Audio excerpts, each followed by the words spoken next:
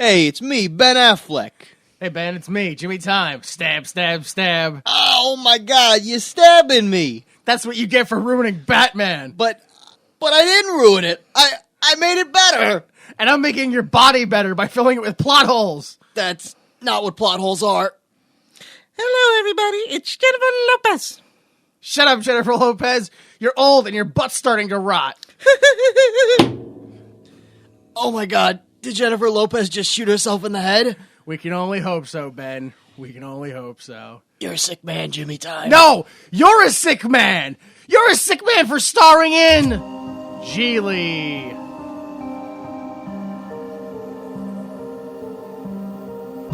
They irritate the irritated, flex perplexities, poise puzzles, magnify mysteries, impose inquiries, and coagulate quandaries.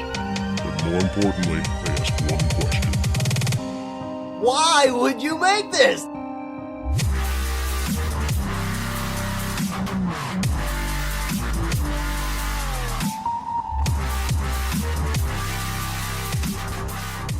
Hello, everyone. Welcome and thank you for listening. This is Why Would You Make This? The only podcast to say what the fuck's up, what the fuckers, what the fucking ears, what the fucksters, what the fuckettes.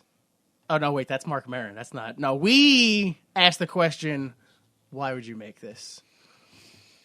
I'm Jimmy Time. I write jokes that I know are going to bomb and then still do them anyway. I'm joined by Danny Money. How are you, sir? I'm doing well, sir. Yourself? Oh, off to a terrible start, I'll tell you that. Jay Delta's here. What's going on, dude? What's going on, man? Apparently I'm terrible at comedy. No, that means you're good at comedy. Why? Because I recognize how bad the jokes are? That's good. That's true. When you just go, fuck it, I want to bomb. That's my motto for comedy. It's, you have no clue what joke I'm trying to tell. Yeah. You don't know that I didn't write the bomb. Last night on the Super Bowl, okay. Snickers did a commercial. It was like a live commercial. It was, Oh, yeah, I saw that. and it was terrible. It bombed, and I loved it. It was great. Like, I was sitting in the room, and like everyone was like, "What the fuck?" And you look. Oh, that's the laugh of a joke bombing right yeah, there. it was You just like great. I was like, "That was fucking good," and they were like, "Ugh." No, like, don't give Snickers money, give me money. So I can go, hey, Snickers, make something, like, great, make it great. We give it, I go, everybody look at Snickers! We all laugh at Snickers. All right. So, we watched Gigli, which premiered July 27, 2003, and then was released U.S. nationwide 3 days later, August 1st, again, 2003. It slowly spread, much like a disease. Like the bubonic plague. Yes, ironically, more like a plague because it slowly spread to Egypt, where it was finally released January 4th, 2004. And then August 2004, it got a bunch of DVD releases. Nobody else wanted it in the theaters. They're like, we'll take it on DVD, yeah. So yes, it went to many places in the world, and that hopefully explains why it was lost in translation. I just want to point out, there's two countries that got it right and then also got it wrong like, at the same time, which is Serbia called it Zili, Z with like an umlaut, whatever, I-L-I, but that's what it's called in Serbian. Okay. Zili, translated, is lived. Okay. So it makes no sense. I typed it in, Zili, and what popped up was they lived. I was like, nope, that's not the movie we watched. Well, no, I mean, they lived at the end, so that's... Oh, it spoiled it. They said, don't bother, don't go, they lived at the end. Google trying to help me out. Yeah. And then Russia called it Gilly. Jill with an I at the end. Yeah. So, yeah, like Jack and Jill. Like Jill from Home Improvement. Yes. Rest in peace. Who died from getting a hysterectomy or whatever it was. That's the way I remember it. And then Tim was like, I'm free. Let's go, ladies of Tool Time. And went on a dating spree. All right. That sounds... Good for him. And then one of the kids got AIDS. But it turned out he didn't get AIDS. It was okay. Was that a real? That was a real episode. Yeah, that was a real One of the episode. kids- Yeah. One of the kids, I can never remember which one, but one of the kids. It was the old. It had to And be I the remember older the one. oldest one. No, I think the wasn't most famous one. It was Jonathan Jonathan Taylor Thomas, yeah. from like a blood Simba. transfusion or something. I think it was something. What? Yeah, it was one of those wholesome episodes where it's like the family's got to get all together to find out if he's okay or not. It's like, see, even a white boy from the suburbs could get AIDS. Like, we got it. This is serious. White people could get it. Oh my god! White kids. Ah, How? dude. People like Disney with their dancing and their prancing and their songs. Yeah, but also and their child murder and their slavery and their they're also horrifying. Yeah. Welcome to the Disney Channel original movie. Serbian refugees get AIDS. Yeah, on ice. Well, yeah. The musical. So apparently, this movie was also called Tough Love in the U.S. It was its working title. Because Ben Affleck's tough. Sure. Greece called the film Gigli a tough love. Mm-hmm. And then Finland called it Gigli rough love. Ooh.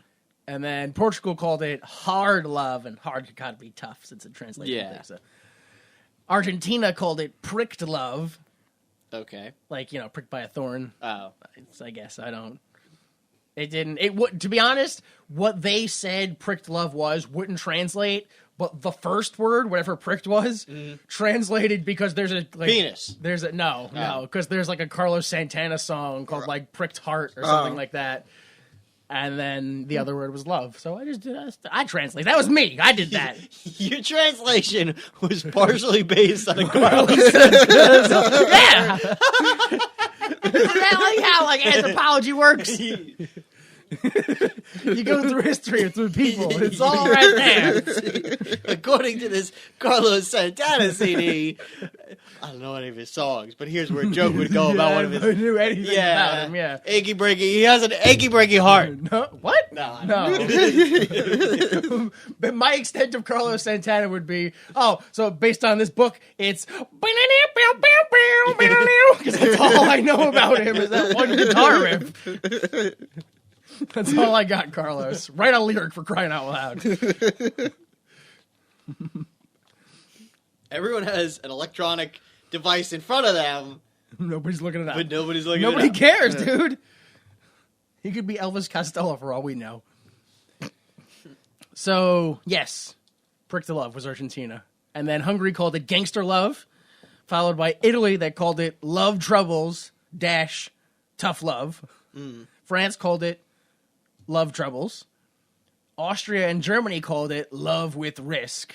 Gigli, which Love with Risk sounds like an HIV dating film. Like 100%.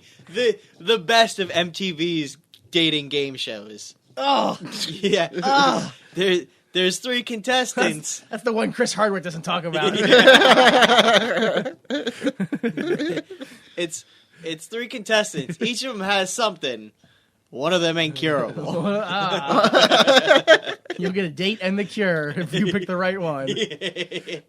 All right, you pick Sandra. Great. You two go have a fun time. All right, how was the date? Did you guys? All right, well, bad news. The date will take place at the local Taco Bell, exactly 5 feet from the Planned Parenthood. We can get a completely free blood test afterwards. But we got some bad news about the date you picked. It's AIDS. It's always AIDS. But here comes the twist. Sarah, you were the contestant. And Zach has the AIDS. How are you going to live your life? It's all one big twist. Yeah. It's a giant twist. The ladies, they were like, all right. They're so like, I'm the clean one. Yeah. This is and I'm going to tell him I have AIDS, and then he's going to be like, oh, well, I still love you. And then maybe we could date. Maybe. We could start dating, like, once. Oh, that's the ultimate. And then it turns out, no, he's got the AIDS. Do you love him? And she's like, you gave me AIDS! Yeah, Because but they then all bang. They Yeah. bang way before. Every single time. real world AIDS. No condoms. Yeah. They encourage it. Yeah. Condoms are not allowed.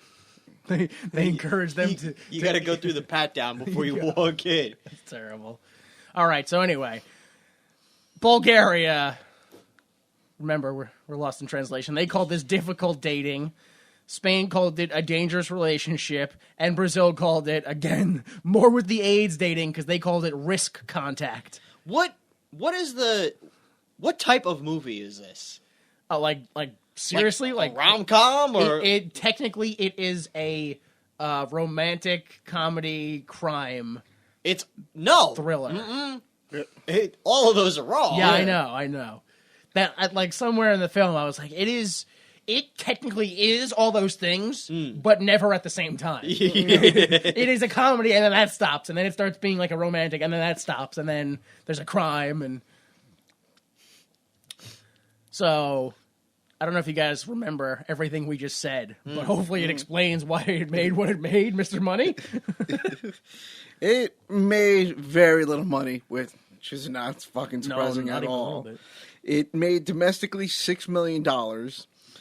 Internationally, $1.1 million. Oh my god. Yeah, it didn't even get anywhere near its budget of $54 million. Oh my god. Oh, Jesus yeah. Christ. Which I want to say is probably the salary of J-Lo and Batflex. whatchamacallit, Al Pacino. Yeah, well, and I Christopher don't Walken. know about Pacino and everything else, but I'm pretty sure I read that Ben and Jennifer got like $7 million each. Damn. So it's 14 between the two of them. Yeah. Because looking at this movie, nowhere do I see it worth. No, like I mean I've $54 got million. I've got some answers down the why would you make this that might explain that, but that's rough. Yeah, because I literally feel like this movie took place all in like 5 places. Yeah. Wow. That's probably accurate. Okay, so you want to do the best hour? Favorite hour? Our favorite hour. The Troy McClure hour. Hello, I'm Troy McClure. You'll recognize me from such embarrassing attempts at romantic comedies as Casino, starring Madonna and Sean Penn, or Rihanna and Chris Brown in $1 Million Baby 2.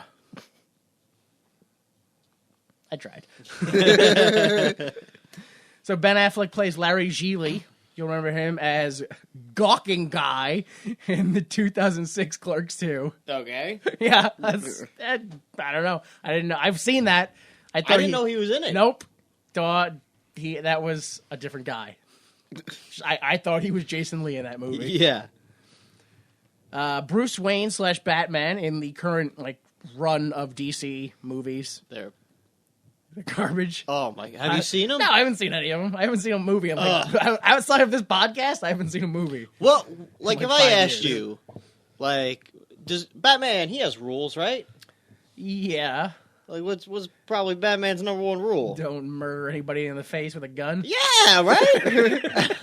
I guess what he does in this movie. Shotgun to the face. Oh, well, no. He uses his, super machine gun cannons on his Batmobile and just murders. Just blew that guy up. Oh, he's dead. What was the reasoning behind it? He's Batman. What do you mean? It wasn't even well, they're gonna set off a bomb if I don't, Well, they were transporting kryptonite, and he's like, I gotta steal that kryptonite so I could stop Superman. Oh. Yeah, I don't know about that. Yeah. I don't know. I mean, that sounds like prime A Batman, sneak in, kick everybody in the head, and then steal some kryptonite and run.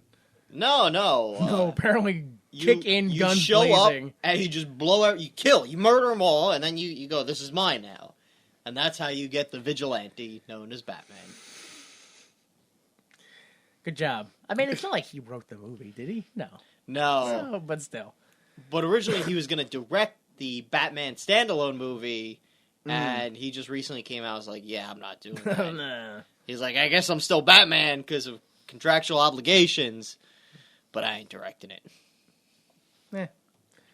And most recently, Ben Affleck is Joe Coughlin? I don't know. In the 2016 Live by Night, or Live by Night. I don't know. Again, English is hard. No, you had it the right way. Live by night. Live by Night? Okay. Jennifer Lopez plays Ricky, which, I mean, she doesn't. Yeah. So that's hard to tell.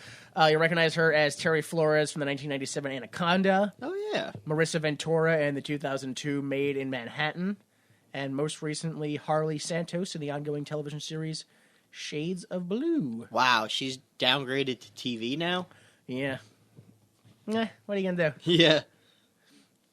Justin Bartha plays Brian. You'll recognize him as Doug from the Hangover series. Was that one of the, That's the guy on the roof.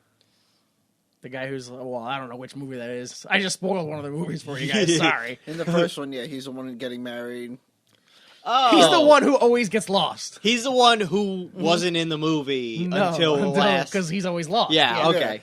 He's in a trunk or on a roof or Yeah. in a bar in Thailand, somewhere.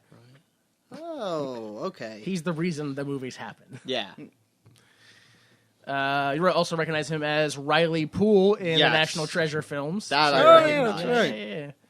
And most recently, Colin Morello in the TV series The Good Fight, which actually debuts the 19th of this month. So All right. you won't recognize him yet, but you can. You can see the full cast and crew at imdb.com. All right, let's start the film. No. Yeah, I mean, we get it. No. I don't. Yeah. Don't do it. I can't take any more.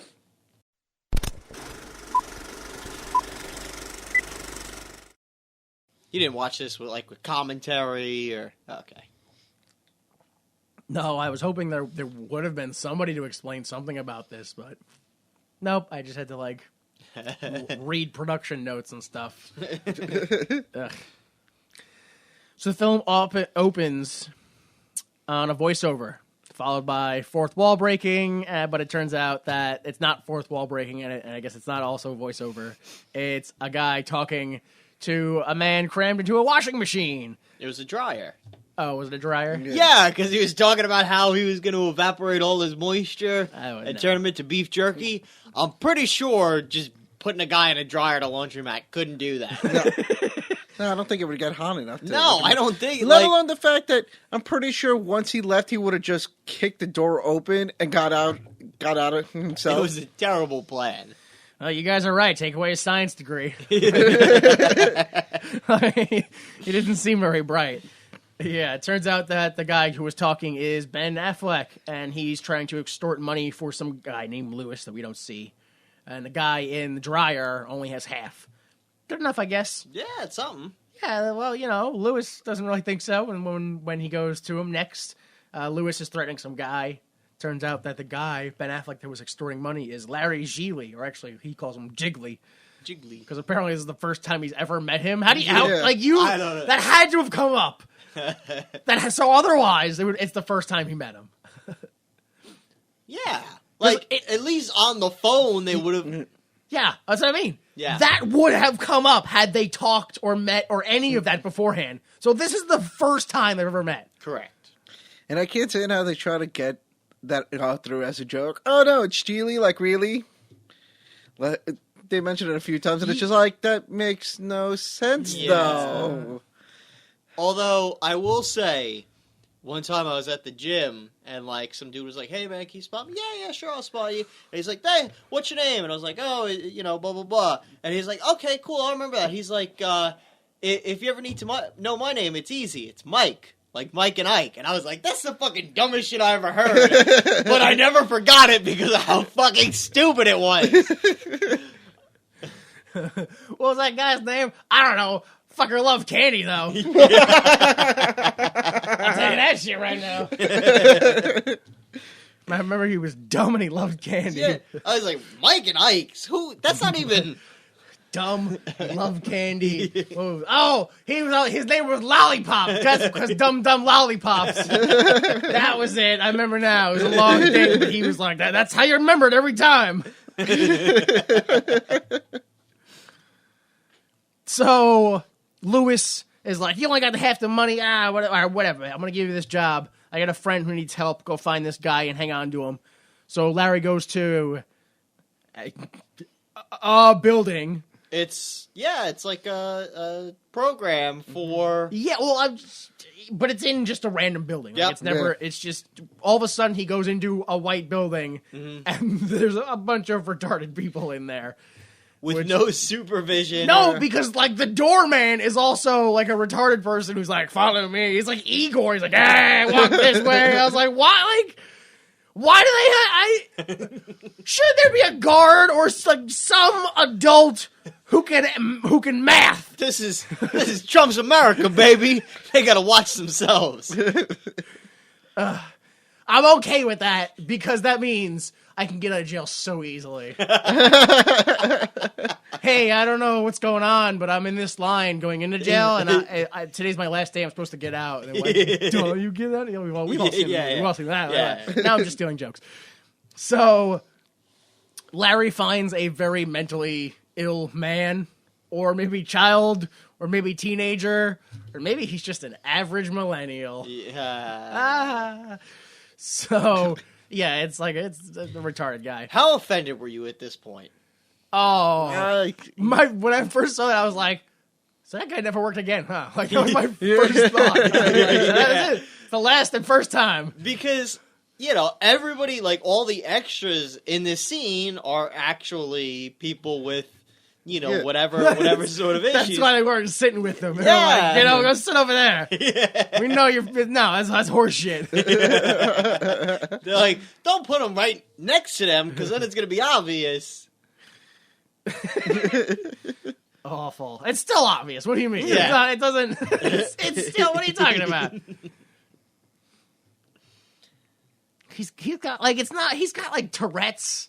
Yeah. And retardation. Mm-hmm.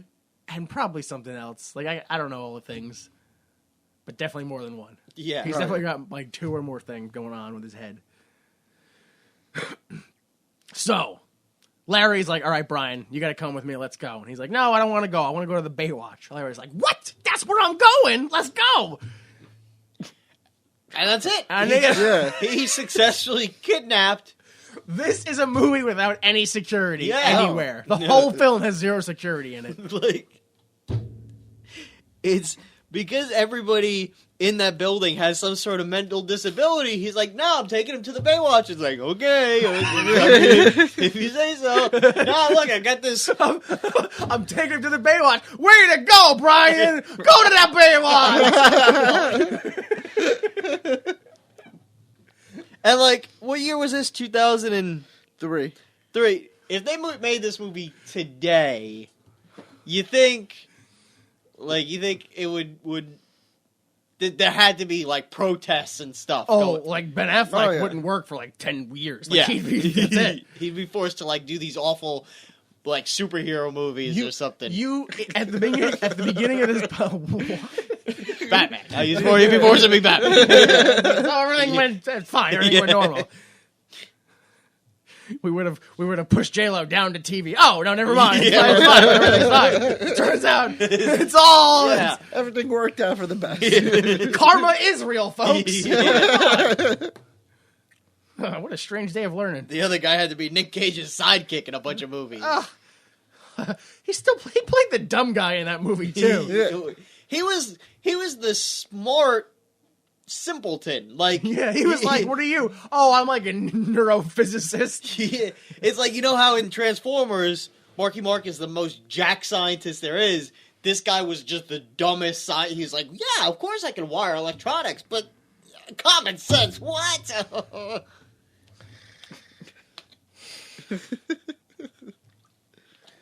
I don't know if you guys noticed this, but in the beginning, not the beginning, but in the middle of the scene when Brian, or not Brian, who are these people's names? Gigli? Larry, yeah. I call him Larry. I refuse to call him Gigli. The whole movie I go, so here comes Larry. So when Larry's like, hey, guess what? I'm going to the Baywatch. You can come with me. The music's like, dun, dun, dun, dun, dun, dun, dun, dun. Like it starts playing like this touching music, like, oh my God, he gets to go to the Baywatch. And I'm like, no! No! A child is being kidnapped! Yeah. He carries and they're all going, bye, Larry, congrats. Smash cut to him in a gutter bleeding out of the mouth. His thumb's missing. Yeah. So yeah, in the car, Brian's like, yeah, Baywatch. And Larry's like, what? you hear that ringing? Takes out a flashlight. He's like, oh my God, the Baywatch is closed. I'm John Travolta now. And hangs up. I couldn't believe, like, even Brian should be like, dude, I'm retarded, but come on. That's a flashlight. I've seen a flashlight before. To be, like, in the scene, he did seem to get confused before he got upset. So I thought he was like, wait a minute. That phone didn't even ring. Like, it was like something. Not even that. If he has a cell phone, why is he pretending whatchamacallit? A flashlight's a walkie-talkie. I know! Why not just flip open the phone and just be like real quick, like, oh, that sucks, the Baywatch is closed. That's the best part is because he goes, who's calling? Reaches across the car, opens the glove compartment, pulls out like a giant like maglite flashlight. Yeah. Oh my God, the Baywatch is closed. Sorry, Brian. Puts the flashlight away. Takes out his cell phone. Calls Lewis. Exactly. He's like, I got him, Lewis. Passenger Pointless. on board. Blah blah blah. I couldn't. Oh my God. Already, I was like, how is this movie not a comedy and also a comedy? Like everything about this movie was insane at this part. So they get back to Larry's apartment. Brian doesn't want to come in. He's like, I got water. Come drink water. So Brian drinks water, and he's like, I want to go home. Then Brian starts having like I don't know what you call it, a retard fit. And he's like, ah! And starts like freaking out and saying, I want to go, screaming and cursing. And then he burps, and everything's fine. It's just a real thing that happened. Yeah. That's the problem with this film is there's a lot of points where all of a sudden it turns real. Yeah. Like, there's a lot of, like I said, there's a lot of comedy in this movie, and then the comedy stops, and it becomes a crime film. Yep. And then the crime stops, and it becomes a comedy film again, and then the comedy stops. They can't multitask. And at all. Like, not even a little bit. It can't even transition. Like, it's got nothing. So, Larry hears a knock at the door. I watched the film twice. I did not hear a knock at the door. There was no knock at the door. Larry went, hang on, I gotta go do my cue here. And he just walked over to the door, opened it up. He walks over to the flashlight, opens the flashlight.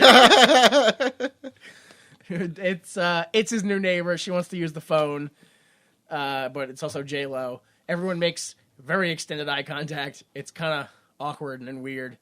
It turns out her name's Ricky. And Ricky's like, hey, Larry, can I talk to you for a second? And he's like, yeah, of course you can. And then she's like, you're a garbage gangster. Lewis called me to be here to watch you because he also thinks you're garbage. Call him and see if that's true if you don't believe me. So he, of course, calls him, and Lewis immediately confirms everything you just said. You're a fuck up. She's there to watch you. You're there to watch her. If anything goes wrong, I'm going to literally strip flesh from your bodies. Don't fuck this up. Now, this is a part where I wasn't sure if it's been a while since I've seen anything with Jennifer Lopez in it, or if I'm slightly racist and thinking that all Puerto Rican women sound the same. But is it me, or did she kind of sound like Rosie Perez a little, like she was doing a bit of a Rosie Perez accent? I wasn't paying attention to that. Yeah, so I didn't pick up on that, so I'm going to say you're a racist. Yeah. Oh, that's fine with me, because that's what I figured in the long run. But then also at the same time, this starts for me the point of the worst, chemistry by two leading actors in a movie, despite the fact that at this point they were dating on top of it. It was bad. Yeah, it was just awful I was looking chemistry. it up, and it was something like in July of 2002, which is probably when this film was being made. Right. Was when she broke up with her fiance to be Ben's fiance, and there was a whole thing going on, and she just came out with an album. Like, it was... She like came out with an album? Their careers exploded all at the same time. And, yeah, and they were... I don't understand how all that was happening. And they were just dead. Exactly. They were dead on camera. So, yeah, we go back to Larry's apartment, because we were at a phone call, basically, with Lewis. And Larry, he just immediately, he's like, no, I don't need you, Ricky. I'm the most gangster since gangsters came to Gangster Town. I was ready to, when he said whatever this line I'm was. the most pimp, Mac Daddy, player plus dog, Stan Lee, Hosen Fat, whatever. Yeah, I was ready to just, okay, we're done. We're Yeah. But no, there was more. Yeah. There was more. But Ricky doesn't pay attention to his weird, whatever line it is, and she goes and gets her stuff. Brian goes full retard, and he's like, "Hey, how many cups of spit do you think you swallow a day?" I think it's 35. 35, definitely 35. And what's his name? Larry's like, "Why don't you just act like a normal person?" and pushes him. And then he falls and hits his head, and he's cured. Yeah. Oh my god! I remember now. I hit my head during the war. I was gonna stop the atom bomb. And I haven't aged since. Yeah, it's been 60 years. I've been working with Nazi scientists on various experiments against my will. Definitely against my will.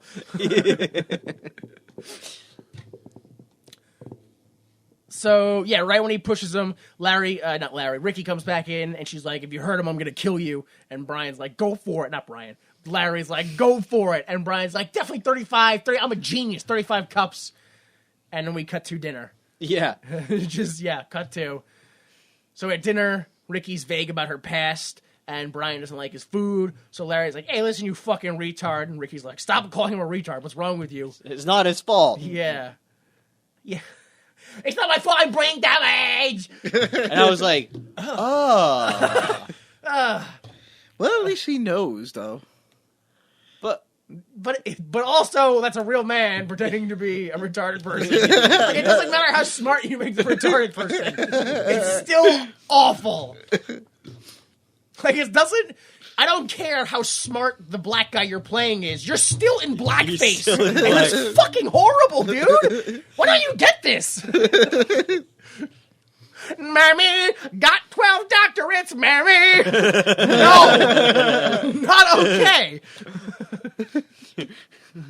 Well, golly, mister, I done figured out the equation of solve economics. Now I'm just gonna hit this here rocket ship what I just done invented and fly to the moons.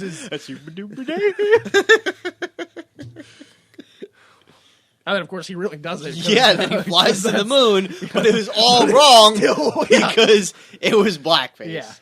Yeah. And not the tasteful. It's the lips. Yeah.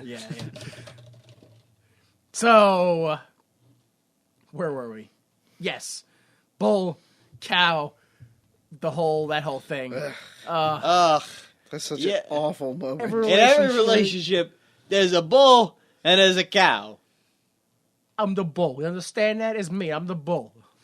What? I mean, obviously, I don't know who wrote this, but like, why is that a thing? The whole like, let me tell you about some gangster things over here, and maybe this thing did happen, or maybe it didn't. And you right there, you's gonna be the cow, and I'm gonna be the bull. Like, it's all so bad. The way he talks, the way Lewis talks, Yeah. I don't... Lewis at least had convincing gangster talk. And this takes place in L.A. Yeah, that was the weirdest part. Yeah. It was all in L.A.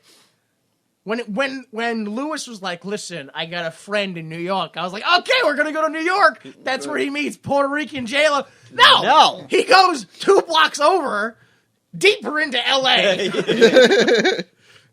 So yeah, I'm the bull, you're the cow. You got it, good. It's time to go to sleep, right? Brian's like, "I want to go home." "No, you can't go home because if you go home, you can't go to the Baywatch. Go to sleep." Brian is like, "Oh, read to me." And Larry's like, "All I got is this basco of tomato sauce that I left in the living room." Because that's where he picks it up off the living room table and starts reading it. What grown man literally owns nothing with words on it except Tabasco sauce? Like a manual. There has to be a manual somewhere in the house that he can read. Come on. But then what was amazing to me is later on in the film, he gives Brian, like later on when he's like, "Oh, we don't bring the cow. We have to go somewhere." They give him cereal and milk. Yeah. So either A, he is somehow like this insane responsible guy where he gets cereal, immediately puts the cereal in a Tupperware and throws the bag. "I don't want the cereal to go stale." Like somehow he's hyper responsible about his cereal. Or he went food shopping. At some point in this movie, they all went to the supermarket and went food shopping. Like that. It was a deleted scene. It might have been. Their chemistry was even worse in the supermarket, so they decided not to put it in. That'd be amazing. Chemistry's so bad it's spoiled milk, so they had to go back. So Larry, in a very drawn out and awkward way, offers half of his bed to Ricky, so they can be like in a professional sense. You know, you can take half the bed. And I just want to point out that everything in what is apparently, I believe, the first half hour of this film that we've gone through so far, I remember from the trailer. I remember all this stuff from the trailer. Oh, really? Like I from this point, I go, I've never seen this movie, but I remember all of this stuff. Yeah. Every part of it I remember. So Larry, they go into the bedroom. Larry's posing in front of a mirror, like, oh, and we see Ricky hears, like, everything. Like, it sounds like he's just jerking off in the bathroom. Yeah. Maybe he was. Maybe that's how he jerks off. Yeah. He's going for that touchless orgasm. Touchless, where yeah. he just flexes really hard. He's got thigh muscles so big. Yeah. Just flexes them and it rubs them. Just flexes and gives himself a pep talk about how he's the bull. Oh, he's talking to his dick. You're the bull. I'm the cow. That's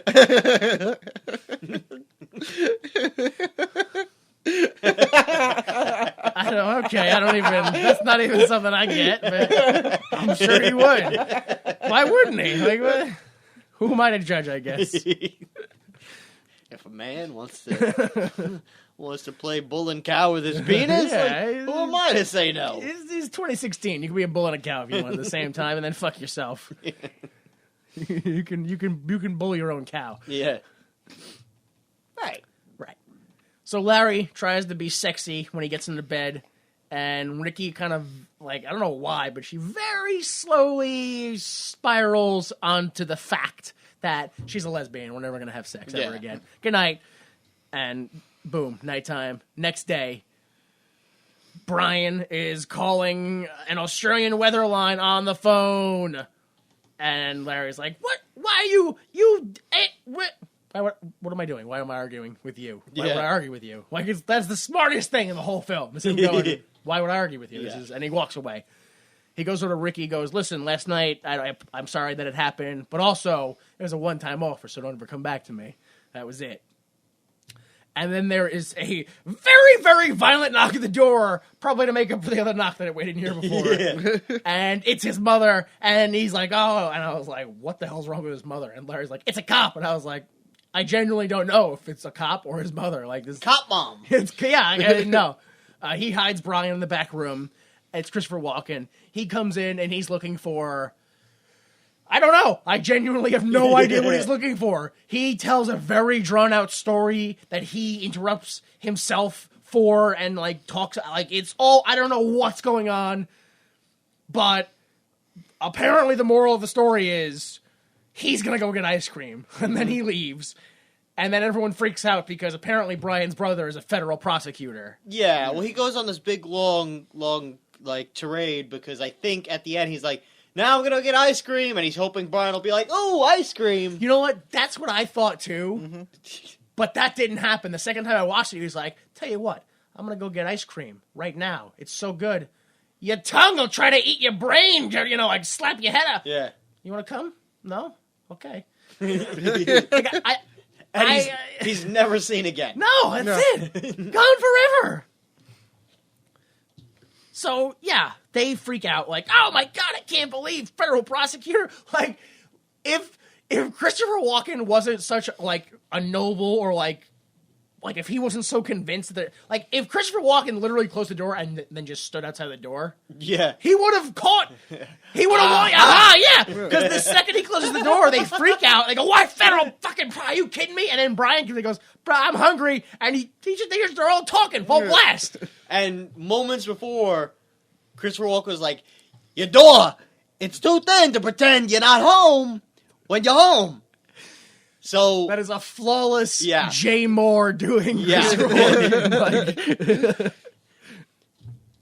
all he had to do was go, okay, I'm going for ice cream.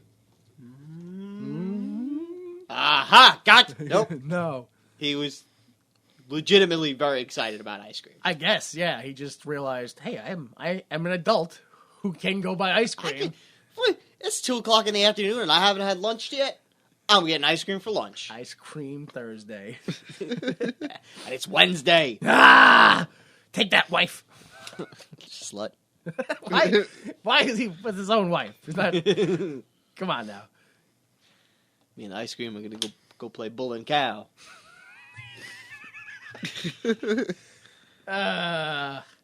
There's more than one way to melt ice cream, huh?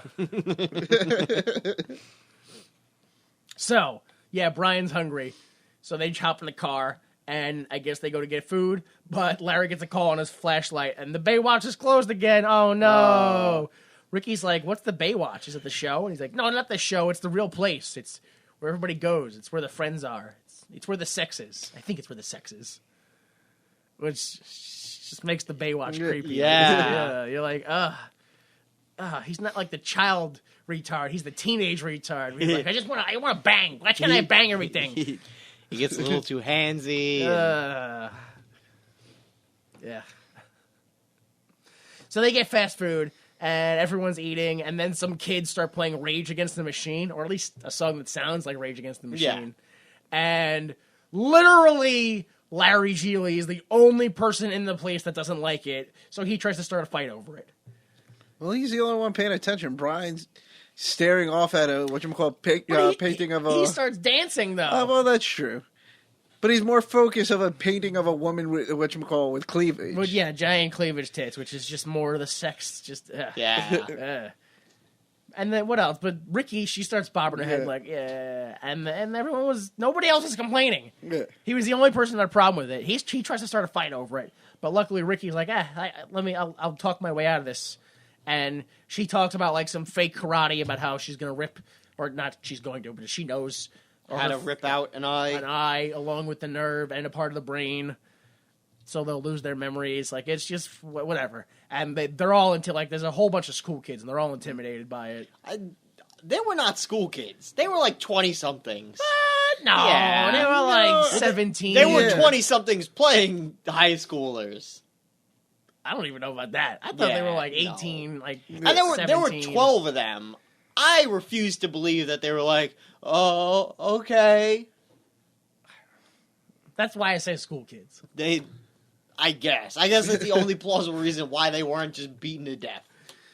I guess. So, after that, Ricky leaves, and Larry follows her, but he takes their computer, breaks it in half, and shouts, suckmydick.com. It's just pointless, but... Yeah. That, like I said, it can't be thriller and comedy. It's the thriller, then that stops. We do comedy, and then that stops. And we go back to the car, we do more thriller. And then, like, actually, I guess it's more like romance. Actually, it's not thriller, so it's more like romance, but it's not sexy romance, so it's just awkward. Which is Ricky starts talking about Sun Tzu and, like, the art of war. Oh, yeah, Sun Tzu. No, I don't think he had that reaction. He doesn't. I think he's more like, what's a Sun Tzu? What's a Sun Tzu? He's Chinese. What's a Chinese? They're from China. What's a China? And, yeah, she talks about how if you take your opponent's ability away to reason, they will lose the fight without having a war. And I was like, that's America right now. Yeah. Oh, yeah. Uh-oh. We lost. I guess we lost. Trump's America. Oh, boy. Oh, boy. So, yeah, whatever. Ricky suddenly turns heel, and she's like, so you're unhappy, Larry. Why? How come you're so unhappy? Why? And he's like, I'm not unhappy. It's because bring, and he gets a call from his mom. On the flashlight? No, his real mom. not a Baywatch mom. So they go to Larry's mom's house. And Larry injects his mom with steroids. Right? Like, mom's going after the championship, brother. Like, I'm going to the top, brother. I'm getting the title. Mama Gigli, world champion. Yeah, I don't think diabetes medicine goes in the ass. No, like, and I don't... What else is that? Like, not silicone. What is that? The ladies get Botox. Botox. Yeah, like, what? You don't put Botox in your ass. Like, I don't... Steroids. It's gotta be. It's gotta be steroids. It's gotta be. So, Mom and Larry argue for a little bit about, like, them not being there for each other. And then Brian and Ricky knock on the door because Brian's got to use the bathroom. Uh-oh. So, Mom hits on Ricky for Larry, and then she hits on Ricky for herself. Yeah. Once she finds out that she's a lesbian. And it's super awkward. And then Mom says, remember, life's not black and white. And everyone leaves, and she goes, keep an open mind, you never know. And I was like, they're fucking pushing that hard. Yeah, like, I didn't... So is she saying that Gigli should keep an open mind about banging Larry? I think so, yeah. Right? Is I think that... Gigli and Larry are the same person. No, shut up. Gigli is, they're all terrible. It's all, yeah. Larry seems like it doesn't fit the character. Every time I heard the name Larry, I was like... Larry could be the name of Ben Affleck's character. It could be the name of Jennifer Lopez's character. It could be the name of the retard character. Gigli could be the name of Ben Affleck's character. It could be the name of Jennifer Lopez's character. Ricky... It could be Ricky could be the name of... Well, anybody could be Ricky in this movie. Every character you go, that's Ricky. You go, okay, I have no problem with that. So there's Ricky, Larry, and Gigli. There's Ricky, Gigli, and Brian. There's Larry, Gigli, and Ricky. You're like, what is... I got no idea. I don't know who anybody is. I don't know what's going on in the movie. I don't know what the story is. It's all over the place. There is no story. Yeah, there was a point. It was probably around here where I was watching. I was like, what? Why? What's the story? Where are they going with this? Yeah, like at this point, there should have been some development between Lewis and Brian and the whole, like, why? It's been a week. Why do I still have this retard in my house? Like, why is he here in my house? So, everyone leaves. They go back to Larry's apartment. Brian, he calls the Australian weather line, and it turns out it's like a sex line for him. And, enough with this weird, like, yeah, whatever. So Larry's like, oh, I understand sex. You can keep calling it if you want. Which, stop it. Stop jerking off in my kitchen. Yeah. So we go back to the bedroom. Like, I don't know if Larry was, I don't know if Brian, was calling the weather line at night. I don't know if we just skipped the whole day. I have no idea what happened. But we go to the bedroom. Yeah. And Ricky's doing yoga, and, like, she's posing and stuff like that. And Larry's like, how come I'm not your type? And he's like, oh, like lesbians, they all, no matter what they do, they always go out and they get toys, and they're all shaped like penises, because that's what it's all about. It's about toys and cars and rockets, the penis. Yeah, the conqueror, the best thing ever. And Ricky's like, no, women, everybody wants women, because everyone wants to kiss a mouth, and the vagina and the mouth look alike. And the penis is a mutant toe. Yeah. And that's why everyone wants women, because the mouth looks like a vagina, and it's great. And I was just like, what a fucking... Because she did this whole monologue. This is the scene. I kind of whirlwind explanation. But that's... This is the scene where she goes on the, like, my pussy monologue, where she goes like, oh, the lips and the legs and there's nothing quite as elegant as the organ I like to call my pussy. And I was like, ugh. Yeah. Ugh. I was like halfway through that, I was like, okay, I see what you're talking about. And you got to the end, I went, oh my God, fall off a cliff. Yeah. No, thank you. How did you suddenly... You're doing yoga. That speech made me gay. Way to go. Like, that's what you did. Yeah. You fucking made me hate it now. This speech made me go, oh, she's not a lesbian because she likes women. She's a lesbian because she thinks it's hot to show other women a better pussy. Like, she thinks her pussy's great, and she's gotta flaunt it to other women, and the only way she can do that is by being a lesbian. She's only a lesbian because she thinks, like, her goal in life should be, I gotta make other women feel bad. Yeah! They gotta see what a real pussy looks like. It's not... Sex to her isn't, oh my God, I can't wait for pussy. Yeah. Sex to her is, that lady's gonna cry. Yeah,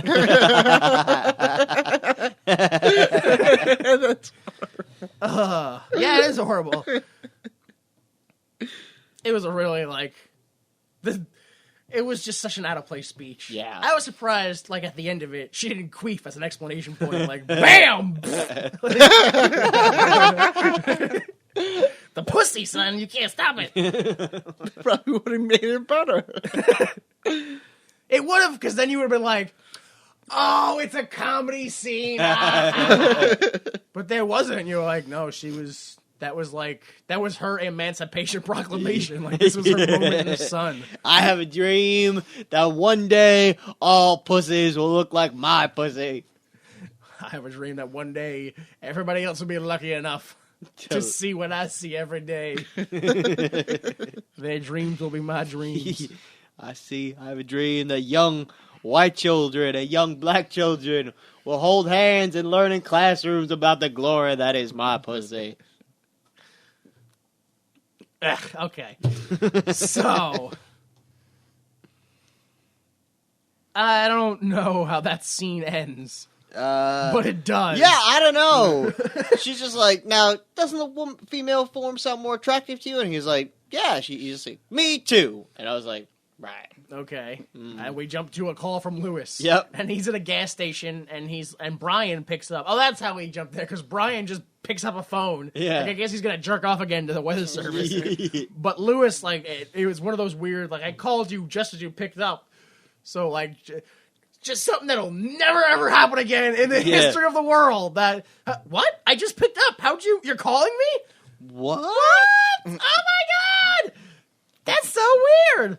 So, yeah, Brian picks up right as Lewis calls. They match wits. Yeah. And Larry loses, technically. So, Lewis wants Larry to send Brian's thumb to the U.S. courthouse via express mail. And it's great. So he's like, all right, fine, I'll do that. And he goes, all right, Brian, bedtime. And Brian goes, what? It's not bedtime. Why would I go to bed? He's like, bedtime. Like, I don't want to go to bed. And I was like, oh, he's not retarded. He's Jewish. That's the problem. Let's go bedtime. Bedtime? Who goes to bed? Why would I go to bed? It's bedtime. I'm not tired. Who's tired? Who's going to bed? You're going to bed. I'm not going to bed. Why would I go to bed? Why would I go to, you know what time it is? If I'm not tired, I'm not going to bed. I go to bed now. I get up at 4 a.m. I don't want to do it. I'm not going to get up at 4 a.m. I'll be all out of whack when I go to bed the next day at 6 a.m. I don't want to go to bed well, who does that? I call, and the lady, she's got the nice accent, and she sounds beautiful, and you know, maybe I just tickle my pickle a bit. That was the problem. They tried to cast a retard. They should have cast Woody Allen. That was their mistake. This is a Woody Allen classic. That's what it was.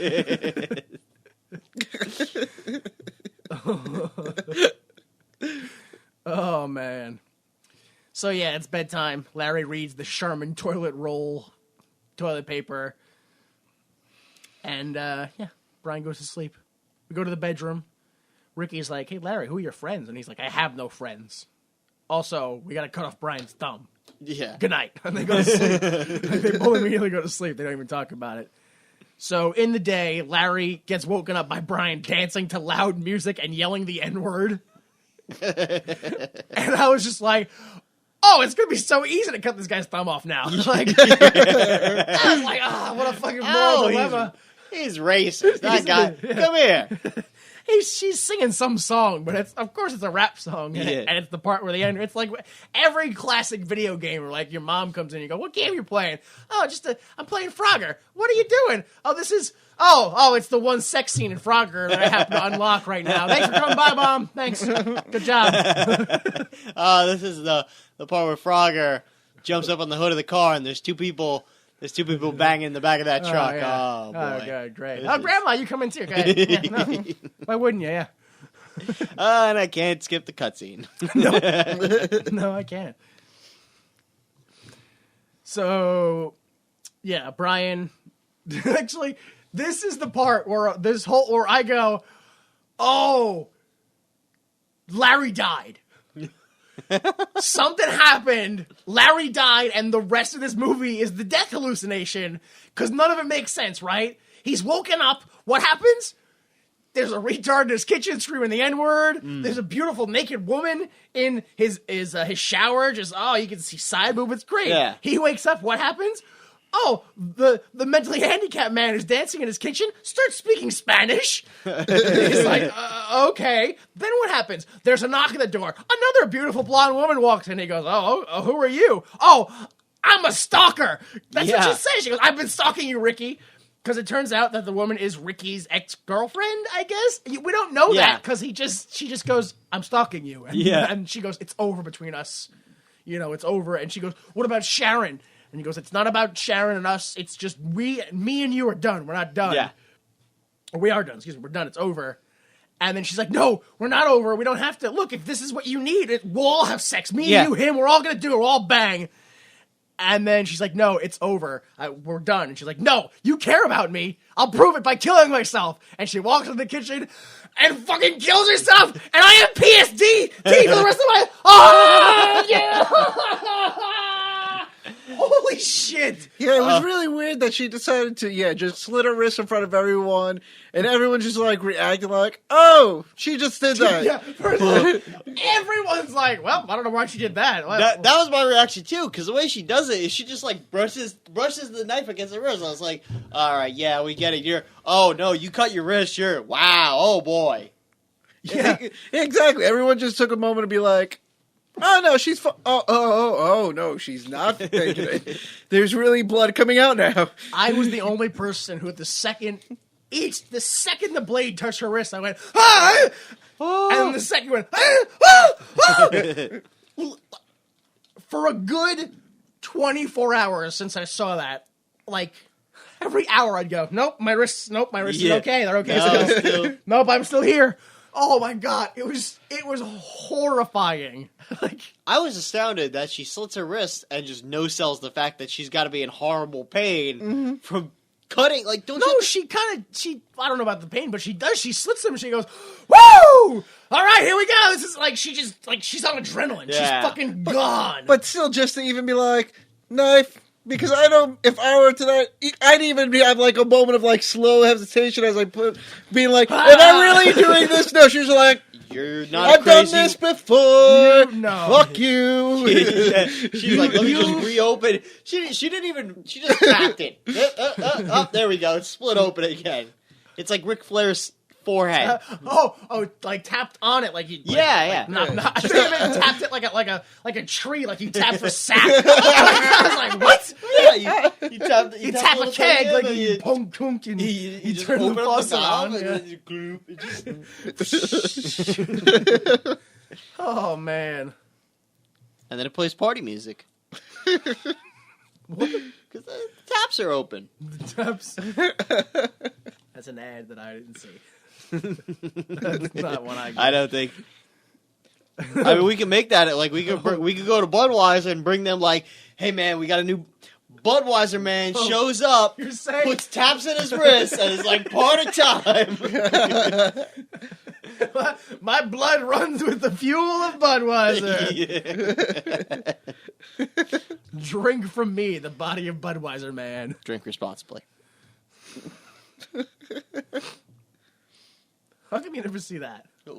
What? Someone slit his wrist? No, you never see someone say to drink responsibly on the body of Christ or the blood of Christ.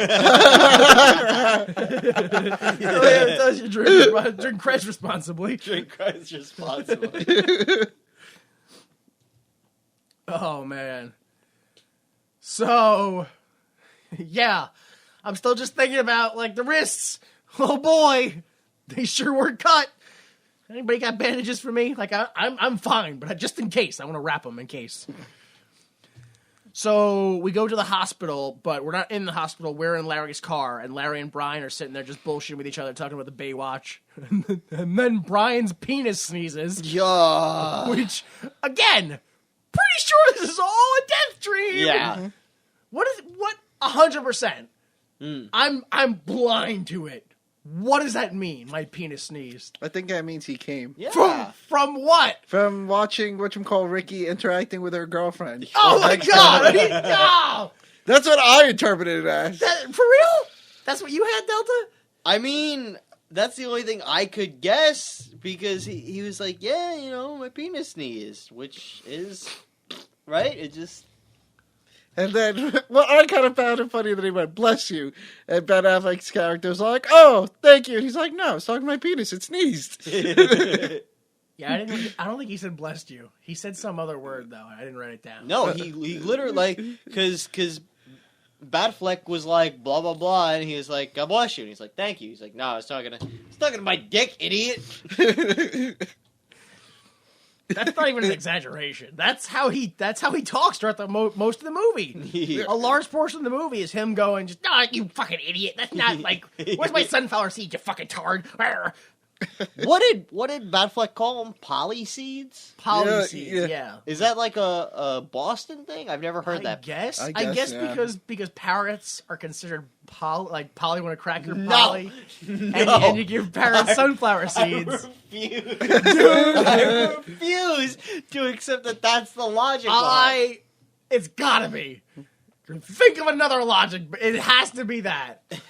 What else are poly seeds? I don't know. There's a brand of sunflower seeds called Poly. Maybe. No. Yeah, maybe. No. Like. It is an elaborate reference to parrots. Because they're really picky. They only eat sunflower seeds. Because parrots are a natural bird in Boston. The skies are littered with them. It's like, remember back in the day in New York, the carrier pigeons would block out the sun? Yeah, in Boston. That's It's parrots. the migration of the parrots. They block out the sun. That's why football's so popular. They talk about the parrots to get rid of them. Poly seeds might refer to the seeds of maple trees, which can be used to fashion poly noses. I don't know. That's what Google says.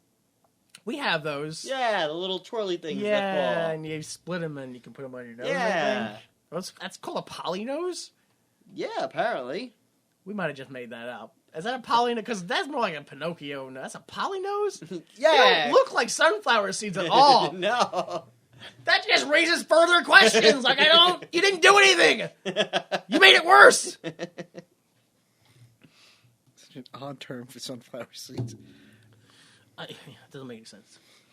They call it poly noses because then you got a beak like a parrot.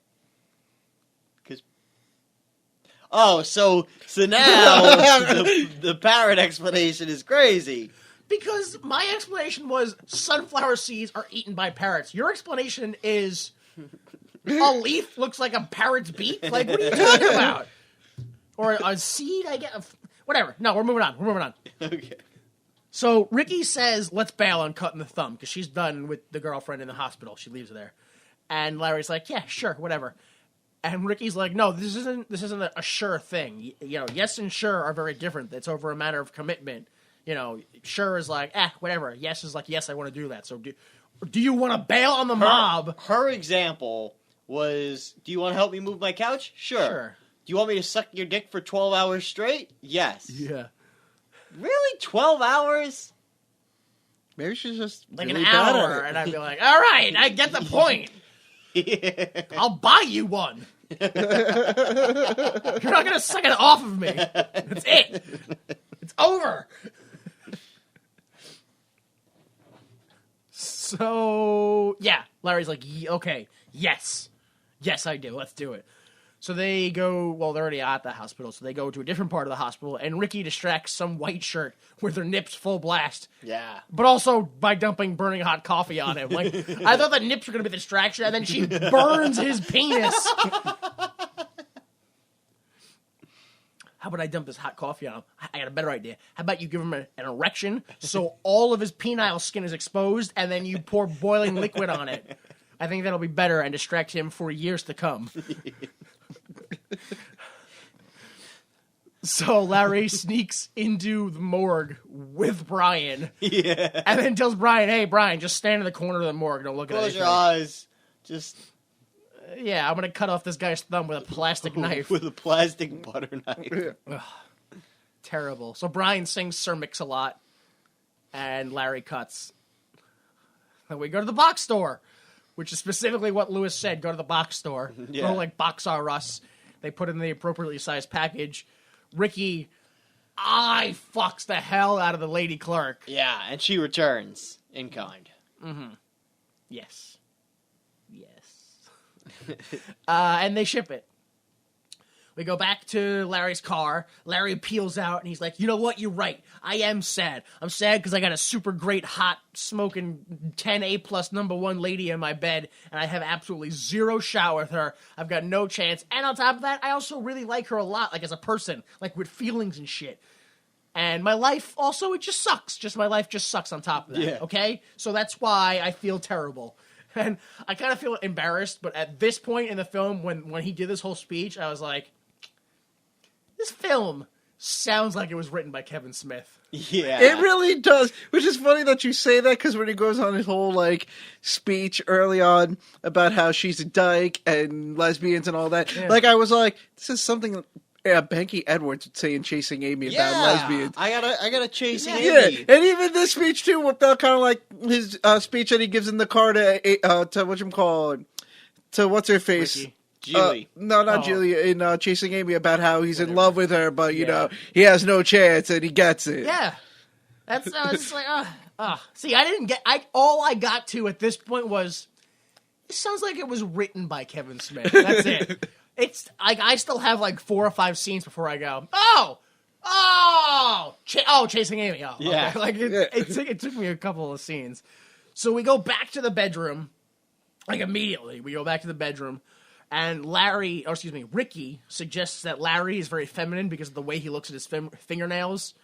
You know, instead of bending the hand in like a fist to look at the fingernails, he holds them out and away like a lady. And he's like, that's because my eyes, I can't see because it's far, it's too close, it's far away. And she's like, are you gay? And he's like, what? No, I'm not gay. Wah! And they kiss, and Ricky squeezes his nipples and calls him a bitch.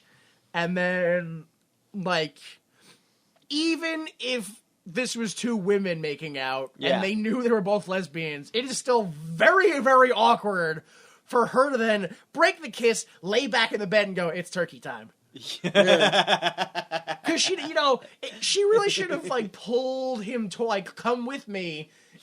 She kind of, like, broke off and went, let's go. Now it's business time. Not even that. Who refers to their vagina as turkey? No, it's turkey time. Because turkeys gobble gobble. Oh, and you eat it. Like it's when it's you fine. go down on the girl, you just go. Still a terrible reference.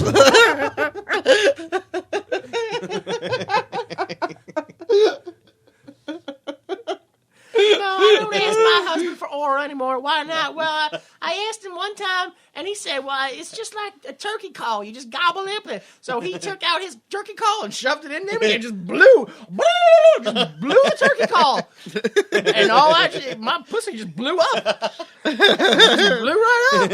It exploded. So I don't ask for it anymore. But we can't bother Mommy and Daddy when there's turkey noises coming from the bedroom. Jim, I gotta ask you a question. You know how you use the turkey call on your wife? All I got's a duck call. You think that'd work? No, you need that turkey call because you gotta get the... It's about the sound. It's the sound what arouses them. That's why we like cars, because ripping of an engine and their pretty little head sounds like a turkey call. It's the same thing to them. I don't know why. So, where are we? Yeah, it's turkey time. Ugh. And Larry's like, you know what? You're right. I'm a straight man. Maybe I need a handicap. I don't think I can do this. Blah blah blah. And she's like, I don't care. Let's go. Let's do this. I don't care how terrible this sex is. Care. This is it. And it was so, because of the way like she broke off and she was like, let's go. Eat my pussy. He's like, I don't know. And she's like, let's do this. This music again. It starts playing. It's like the same music from the beginning when he tried to kidnap the guy. I was like, dun, dun, dun, dun, dun, dun. And I was like, oh, this is the part where it's like, dun dun dun dun dun dun. Hello, darkness, my old friend. It seems the last we meet.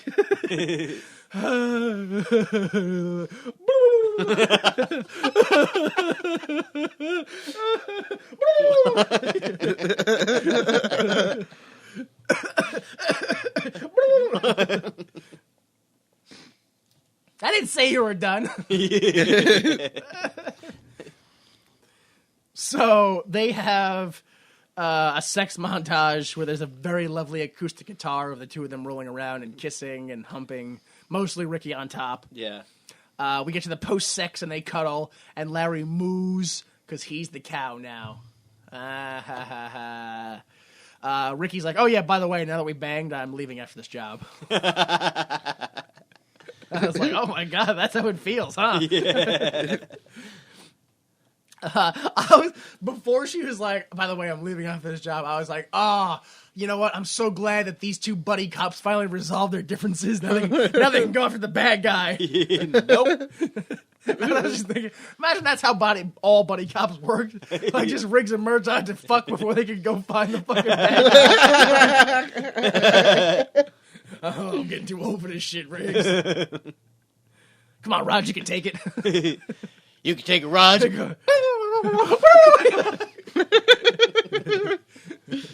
Damn it. I told you I didn't want to be the woman. Get your duck call. So, yeah, we're next day. Lewis, he calls Brian, he wakes him up, and he's like, meet me here at this place. And this is when, what we talked about before, Larry leaves Brian cereal with cookies in it, like that, just to keep him active, like, or just I don't know.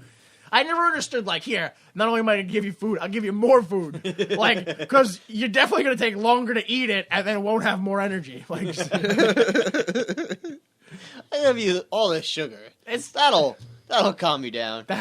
Let's see, if I calculate this right, if I give you cornflakes, you'll eat in about 10 minutes, and then have energy for about an hour. But if I give you cornflakes with cookies, you'll eat it in about 20 minutes and have energy for 5 days. Yeah, I think this is smart. This is smart. Well, I'll be gone for all that time. So yeah, we get to wherever it is.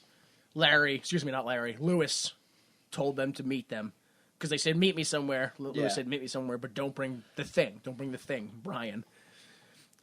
So Ricky and Larry, they're in the car, they're waiting, and Larry's like, I got this fantasy about going somewhere clean where there's no scumbags, and you can be yourself, and there's no bad stuff. And Ricky's like, I like that too, yeah.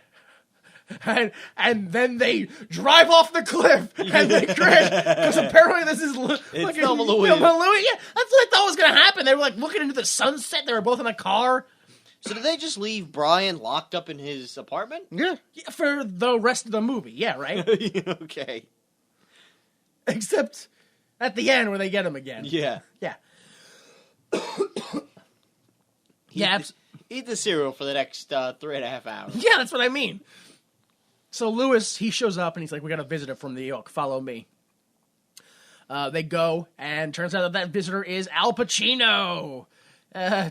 Listen, if you thought shit was hitting the fan when fucking Christopher Walken showed up, shit's really... The only way it could get worse is if Joe Pesci showed up. Yeah. That'd be the only worse, you know? Because that guy, he's a fucking madman. Oh, man. It's a Louis C.K. story, but I love it, which is, I remember one time he tried to get him on his show, and he called him up, and he was like, listen, Louis, it's Joe Pesci. I just wanted to let you know about your... First off, I saw your show. It's not funny. I'm not doing it. I just wanted to let you know that this comedy thing, it's not going to work out for you, all right? It's no good. And this is when he already had the show on FX. Yeah. This is when he was already the most famous man in America. And Joe Pesci's like, look, I don't know who you think you are, kid, but this isn't going to work out, okay? You're not funny. None of this is funny. Just stop doing it. Awful. It was just so... Oh my god! Not yeah, like I said, Louis C.K. story, but that is who Joe Pesci is. That's right there. awesome. That's who he is. So yes, Al Pacino is who we're talking about. We see him, we show up. Everybody comes in, sits down. Al Pacino goes on this long tirade about, what's a finger? I ask him, look it up. Is a thumb a finger? And it turns out it's not a finger. It's a digit. It's a digit. I didn't know that, and I thought a thumb was a finger. And it's like right about this point in the speech, I go, oh shit, I wish I had a gun. Yeah. And then Al Pacino goes, what, Lewis, what's this? You have a gun? I can't be associated with you type of guys. And I'm like, oh shit, I'm so glad I don't have a gun. Like, this scene caught me like both times. Like, oh, I hope I don't die. Yeah. Oh, I'm so glad I didn't just kill myself. Like, it was just all right in there. And Al Pacino's like, you don't need a gun to intimidate people. What it really intimidates people is when you don't give a shit. And and he shoots Lewis. He's like, you want to go to medical school? They need cadavers. Boom, you're dead. Then he asks Larry about, hey, how is the bleeding? Because he was concerned, Larry was concerned before about the thumb being cut off, all the blood. Oh, no. But it's fine, because it wasn't a thumb. He was like, it was fine, okay. Pacino's like, oh, why he's yelling at dead Lewis at this point? Yeah. So you know he's bad shit. He's like, why'd you do it? It was a dumb idea. Oh, why'd you do anything? Ah! He's just screaming. You sent the wrong thumb because they can test for the fingerprints. So, you know, I'm losing it, and I'm gonna kill you. And Ricky's like, no, hang on, listen, we did the best we could. Cutting off that guy's thumb would have been stupid, so we just did the best we could to get away with what we could. And he was like, I don't care, I'm gonna kill you and end this. And she's like, well, no, because there's still the kid locked in an apartment. Someone's gonna find him. Why would he not talk? Yeah. So you should really let us go get him and end this for you before shit gets worse. And he's like, and they leave.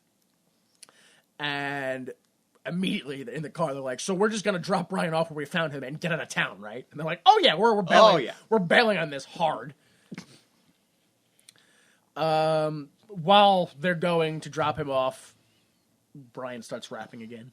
Just another rap. Why not? Larry gives Brian some advice that hey, you have a girlfriend? Well, if you want, just step up. Just go, hey, how you doing? I'm Brian. Nice weather we're having. Just step up and good things will happen. And to be honest, I was surprised that there was anything positive in this movie at all. Yeah. Like, at all. Like, before this, the most positive thing that happened in this movie was when they went to Larry's mom's house and Brian came out of the bathroom and he was like, I washed my hands. I was like, oh, what a miracle that kid washed his hands. That's the greatest thing that ever happened in this film. So, yeah, when he was like, step up and good things will happen, I was like, I can't believe there's any semblance of a message of anything at all, positive or negative. I can't believe there's any message in this film. So step up, get the courage to talk to a girl, and tell her your penis sneezed. Yeah, absolutely. It'll work every time. Yeah. So, Larry pulls into a gas station. No, you talk with a girl, and like she gives you the touch on the shoulder, and you go, "Oh, you didn't say God bless you. God bless you." Yeah, because my penis just sneezed. Police. Oh man. So yeah, right. We go to a gas station. Larry pulls into a gas station, and he's getting ready to spill his heart to Ricky. He's like, God, listen, I gotta tell you. This is what I gotta tell you. All right, here we go. And Ricky's like, listen, before you tell me, I just want to let you know that I don't think that I'll be what you want me to be. And Larry's like crushed. He's like, yeah. And they get in the car. And this is the point when she was like, I can't be what you want me to be. That's when I was like, oh, that's Chasing Amy, right? That's 100% Chasing Amy. That's and then, yeah, of course. So, it happened to the point where I was like, oh, this is Chasing Amy. Oh, I don't have to watch the rest of this film. And I went to turn it off. I went, oh no, I'm doing a show. I have to watch the rest of it. Like, I really wanted to turn it off. I was like, I get it. There's no point. So they go back into the car, and they drive away. Larry asks Ricky, she's like, where do you want to go? And she's like, I don't know, maybe here, maybe there, maybe where, I don't know. And they say, all right, Brian, it's time for you to go home. And he's like, what? But we just left your place. And they're like, no, like home. We're leaving now. Your actual home. And they're like, oh. And then there's just some silent driving for a while. And then, oh my God, the Baywatch is open. Oh my God, like, first off, what are the fucking odds? Yeah. That Baywatch would be filming on that day?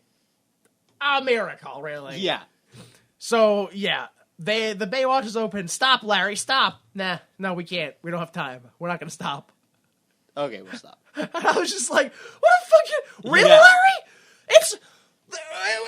Right there. Yeah. First off, like, you should just be shocked at the miracle that the universe just provided you. That you happen to drive past the set of Baywatch. Well, it's not actually Baywatch. What is it then? I don't know. It's a music video. Yeah, it's a music video of No, it was Baywatch. white people in bikinis dancing. I was convinced it was Baywatch. It looked like It's Baywatch not to me. actually. I don't think they make Baywatch anymore. Baywatch hasn't been made since like 1995. Oh, they just made a movie, I think, recently. Again. Yes, recently. Yeah, recently, not though. 2003. He's from the future. Yeah, at that point, I think they only have like that Baywatch Hawaii Nights or whatever it is. What? Yeah, they do like 3 or 4 spin-offs of Baywatch, yeah, for some reason. You guys remember Son of the Baywatch Beach? Night Court? That was actually a good show, Son of the Beach. I don't think I ever watched it. I just remember ads for it. It was on FX. It was, Yeah. yeah, it was an awkward one. It was just very like adulty and Yeah. very, like all the puns were sex. And like one whole episode was about the girl not sure she was a lesbian or not, and she had to choose between a hot dog or a taco. Yeah, Yeah, like that was their humor, yeah. Oh my god. It's 100%. It was made by Howard Stern. I didn't even know Yeah. he made Yeah, that. oh yeah. Oh, good. Did I ruin it for you guys? Good. Good. No, I'm glad I did. I'm 100% glad I did. You have to choose between a hot dog and a taco. That's the moral dilemma. Right. What'd you choose? I think she chose both in the end. Right, of course she did. yeah. Right. I'll have them both. I'm This is hardcore. America. I can be fat. Yeah. I don't think that was the message they're trying to say. No, I over think there, that was. right? I'm bifoodable. I'll put them both up my butt. Also, that's how I eat food. Yeah. You guys might want to watch out for that. Well, it's tough because a hot dog you just eat it, but a taco you gotta go.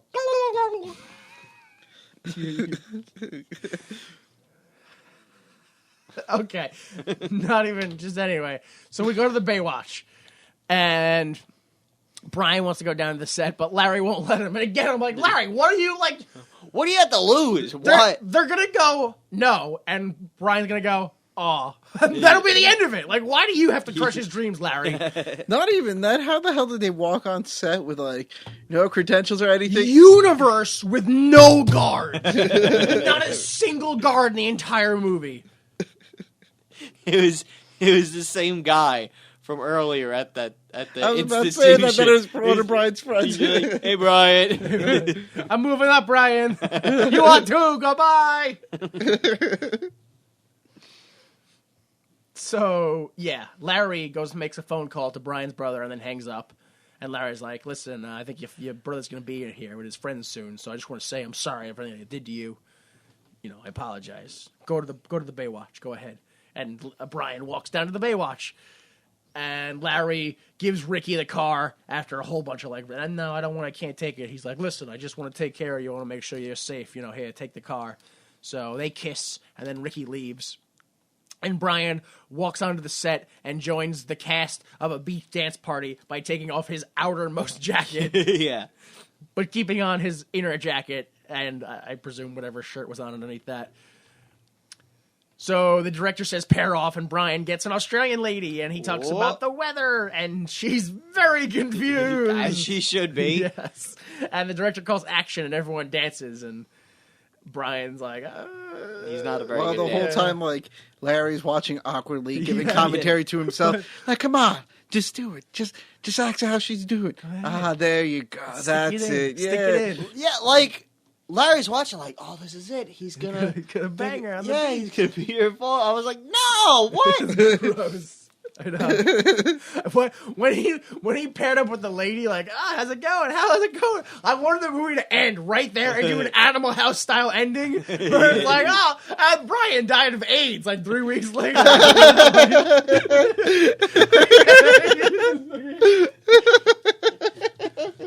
Larry was last seen in a Victoria's Secret purchasing clothes for plus-size women. Brian died of AIDS 3 weeks later. Oh man. That Whoever that beach girl was. Ricky moved to Hollywood and changed the name to Rosie Perez. Like, it's all right there. She started White Men Can't Jump. Yes. Oh, man. Also, I just want to say that poor woman, that poor Australian woman who thought this was going to be her big break, and she had to work with, like, the diversity hire all day.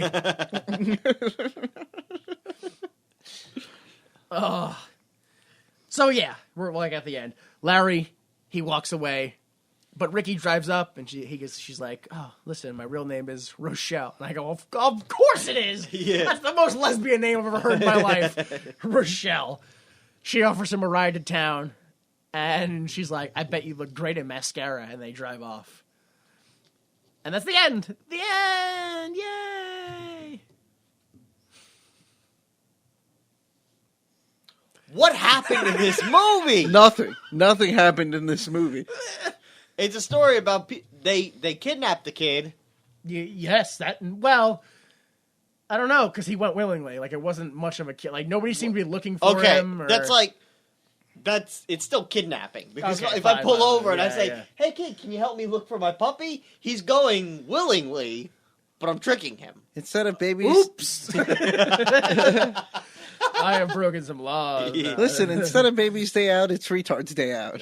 It's just his misadventures and how, whatchamacallit, Ben Affleck just manages to make really him worse. Have any Well, yeah, where's all misadventures. the slapstick when Ben Affleck steps on rakes and, like, anvils fall on his head or whatever else happened? They had the part where the lady slit her wrist. That was...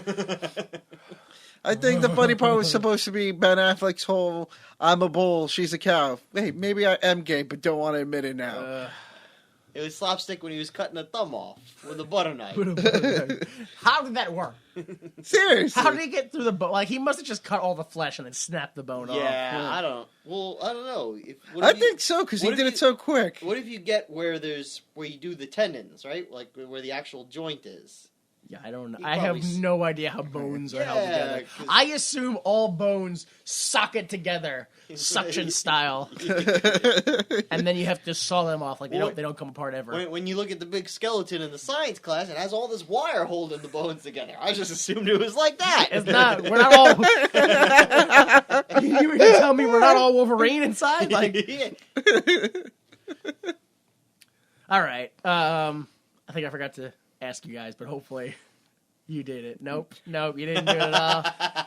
But either way, in reality, what kind of sequel could you make out of this? This was barely a movie to begin That's with. the point. Is what sequel can you make? That's what happened. Did Larry get dropped off in town? Did he go with her? Ricky, what happened to Brian? Where's your sequel? I guess. That's the whole point. Also, come on. Like, how long have we been doing this shit? Why do I gotta remind you of this? Are you kidding me? Well, I guess I would kind of do a sequel where, being that they're still kind of, I guess, looking for who stole Brian to begin with, they fake that Brian's dead to try to lure out anyone, whoever kidnapped him. Okay. And then, whatchamacallit, so then they come back to California to be like, oh, Brian's dead and we really liked him. And then they get into mishap adventures as they try to get away from the law when they find out Brian's really not dead. Okay.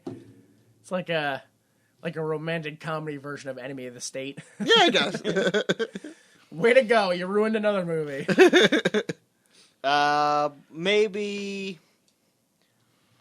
the FBI prosecutor or whatever comes, gets his brother, and his brother somehow is like, yeah, no, they kidnapped me to help the mob boss, and he's gonna end up being a prosecutor or a key witness, even though I don't think he could actually. Yeah. But we can stretch reality.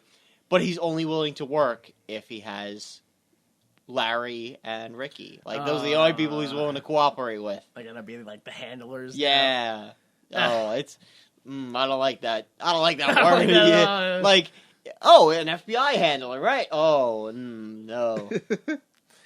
Yeah. All right. I had that in order to get consent from his therapist for a sex change operation, Larry Gigli, a.k.a. I think that was his character, Holden McNeil. Yeah. Yeah, a.k.a. Holden McNeil, N.K.A., which is now known as Jiggly McHolden. Dropped the Gigli. He's called Jiggly now. goes on a cross-country quest to find every past lesbian lover to see if they broke up because of Gigli the body or Gigli the person. All right. I just like the idea of Gigli the body. Yeah.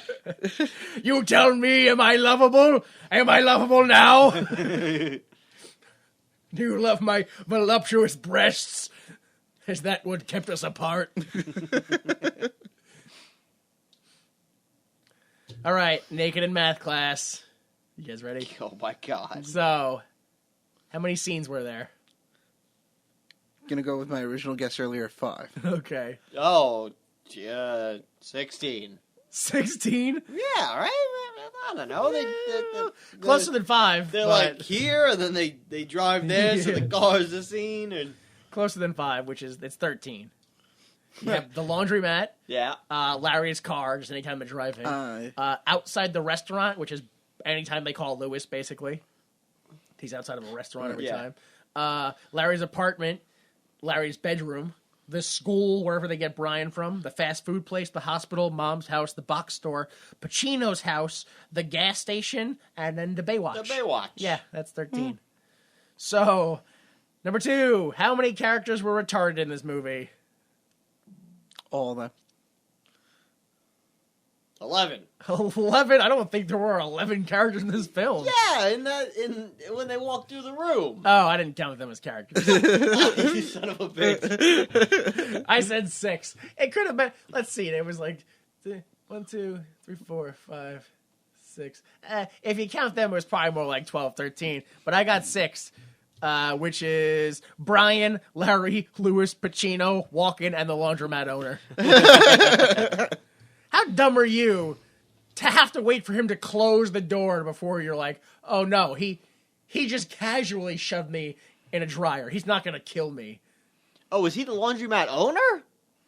Oh, he wasn't? I don't know. I thought like that I was just being racist, presuming the Indian-looking guy owned the laundromat. I figured so too. I thought like his gimmick was, hey, laundromat guy, I'll pay you $20 to look the other way. You thought Larry Gigli's gimmick was, yeah, I take guys, I go find a local dryer, I shove them in there, I turn it on for a while. Yeah. I melt their pocket combs, you know? I really fuck up their day. And then the last question is just my own personal question. It really leads into my idea, which is, how many times do they, being Rochelle or Ricky, whatever, and Larry have sex before Rochelle starts putting it inside Larry? Like pegging? Yeah, like 2. fingers, whatever. Before Larry starts willingly becoming penetrated. 2. First time. The first time? Oh, well, all right. Oh, so it already happened. Yeah, it already happened. That's fine. I said that inside of a month, Larry would be dressing like women and being pegged, like just willingly. Yeah. That's how sex is. Yeah. So yeah, that's what it is. All right. Finally, why would you make this? Well, first off, I want to let you know that Halle Berry was supposed to be the Jennifer Lopez character, but Gigli. she dropped out. No, that's not who Gigli is. She was supposed to be Ricky, the lesbian, but she dropped out. Given the time frame, probably for X-Men 2. Good choice. Absolutely, yeah. Or maybe not. Could have also been for Gothica. Bad choice. Oh, yeah. Regardless, either way, good Yeah. choice. This movie was... Yeah. 2004, Catwoman. Bad choice. True, okay. That's true. Yeah. That is true. She was, the fact that she was, because you gotta understand, she backed out because of X-Men. That's what we're saying here. Yeah. Yeah. So that means without X-Men, she would have done this dumb movie. Yeah. So she's already like on the path of picking wrong films. Also, originally the film was supposed to be a straightforward mob film, just a straight up angry mob, shoot 'em up. But what happened was Columbia, against the director's wishes, turned it into a romantic comedy to cash in on the whole J-Lo or Ben Benifer thing. That's Yeah. it. So Yes, Yeah. let's get these people who are in a relationship but yet have zero chemistry with each other. How, when they were filming this, did they not see the fact that they had no chemistry and just went, you know what, let's continue through this? Let's just hope it turns out well. I don't know. Maybe we don't know what love is, guys. Apparently. Let's just go ahead and let it dry out. Also, IMDb claims that there were 11 scenes in the trailer that do not appear in the movie. Wow. I watched the movie than the trailer. Yep. Wow. Yeah, there's a whole bunch of stuff that doesn't appear in the movie. And it also kind of runs in line with the fact that Martin Brest originally had a dark and violent 160-minute version of the film, but they had to cut and rewrite stuff. So, well, not rewrite. Yeah, rewrite and reshoot stuff. Yeah, to make it a romantic comedy. So they cut a bunch of stuff out, including on top of 40 minutes of footage. Apparently, Christopher Walken's character was going to kill Gigli at the end. What the fuck? Yeah, so like I said, it was supposed to be a straightforward mob film, but they left a bunch of stuff out, they deleted some stuff, and it turned into whatever this was. He just ends like The Departed, and everybody gets murdered. I guess, yeah. And then, not that this needs to be said, to be honest, but at the end of the IMDb insert, it said, unfortunately, there is no news if this original cut will ever be released on DVD, which, of course, duh. They didn't say this, but personally, I think that explains why a good hour and a half of this film takes place in two locations, his apartment and his car. Yeah. That's all the rewrites. It has to be. Yeah, that would make sense. Yeah. That would make sense, yeah, absolutely. And then I'm not going to read this, but I just have some stuff here that Ben Affleck says that he thought the script was funny, and that the director just kind of let him do whatever he wanted. He really let his actors just do whatever they want and take broad strokes and blah, blah, and I was just like, sounds like a great director. Yeah, and it really guiding the film. Yeah. And it really shows with Affleck's, I'm going to do an Italian accent in this scene, and then I'm going to slowly lose it, and throughout the film goes by and then towards the end bring it back in. Yeah. Yeah, it was just a mess. And in 2012... Ben Affleck said that it was just one of the great miscalculations in the history of miscalculations. Trying to cash in on that shit. Yeah. So yeah, join us next time when people of the world get ready to zigga zigga ah for the 1997 comedy music film Spice World. All right. That's what I thought it was a comedy musical, but no, it said comedy music film. Yeah. I've seen have you guys seen the film? Yeah. I've seen it, and if I remember correctly, that's correct because there's a film which is broken up by, we've got to do a concert now, let's go do our concert. And they do a song at a concert, and they go back to the film. Wow. Yeah.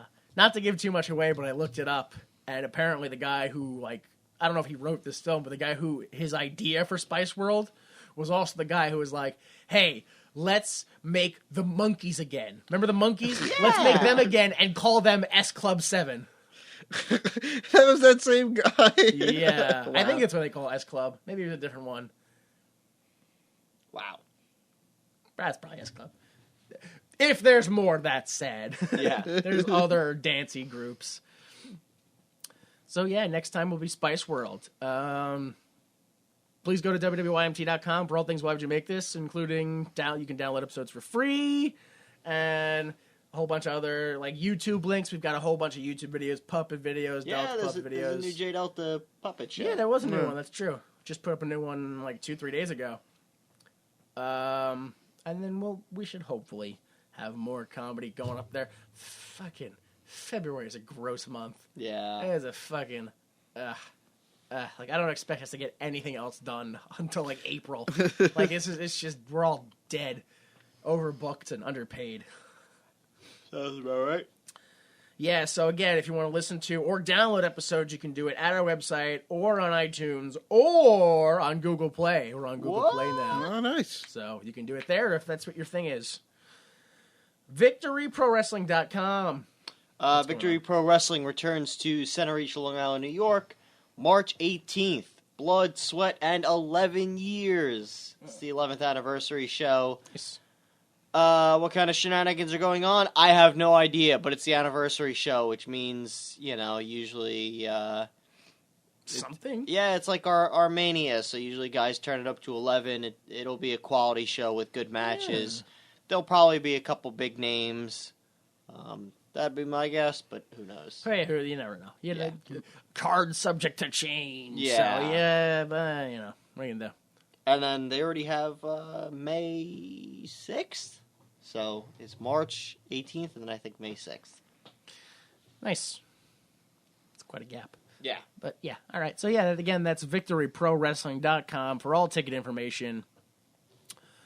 If you would like to answer any of the questions that we already answered, or if we asked you to answer, or anything like that, you can do that at Facebook by going to facebook.com/whywouldyoumake-this. You can also go there to suggest Troy McClure quotes and movies for us to do. Or you can contact us personally on social media. You can contact me at Time Commander. You can contact me at the J Delta. You can contact me at WWYMT. That's, of course, on Twitter. The intro music is an edited version of Falling After Love by Kill Paris. Taking us out today, we will be singing Jenny from the Block by Jennifer Lopez from the album This Is Me Then. That's what we're doing now, guys. We're singers. I know. We're singers. That's who we are. I've never heard that song. So. Oh, it's fine. I'm sure you have. Yeah. You probably have a little bit. Yep. All right, so for Danny Money and J Delta, I am Jimmy Tom, and please remember that without the mistakes of others, we'd be forced to endure the pain of failure ourselves. Support the arts. Okay. So you do the chorus. I'm just Jenny from the Block. Okay. You know the lyrics. You just accompany him with Okay. All right. and I'll apply the music. Okay, go ahead. Don't be fooled by the rocks that I got. I'm still Jenny from the block. Used to have a little, now have a lot. But I know where I came from. Don't be fooled by the rocks that I got. I'm still Jenny from the block. Jenny from the block. Used to have a little, but I got a lot. But I know where I came from. Jenny from the block. Jenny from the block. Jenny from the block. Jenny from the block. Jenny from the block. Jenny from the block. Jenny from the block. Jenny from the block. Strange how you got that right on like key too. She really gonna be a song we record. The preceding recording is for entertainment purposes only, and the views expressed in this podcast do not necessarily represent the views of Why Would You Make This, its owners, employees, or associates.